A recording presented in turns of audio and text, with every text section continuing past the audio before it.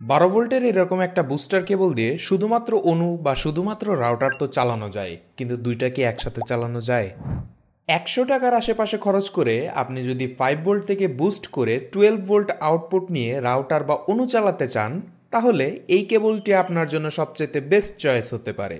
And two and এটার দৈর্ঘ্য 40 ইঞ্চি, যা আমার কাছে যথেষ্ট মনে হয়েছে। এইটার পেট কাটলে B628 আইসি দ্বারা ডিজাইন করা শুধুমাত্র একটা বুস্ট কনভার্টার বের হবে।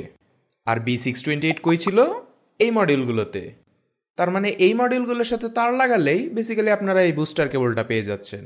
ইনপুটে থাকে USB-A পোর্ট এবং আউটপুটে 5 মিলিমিটারের মেল জ্যাক। এটা ইনপুট নেয় 5 ভোল্ট এবং আউটপুট দেয় 12 ভোল্ট।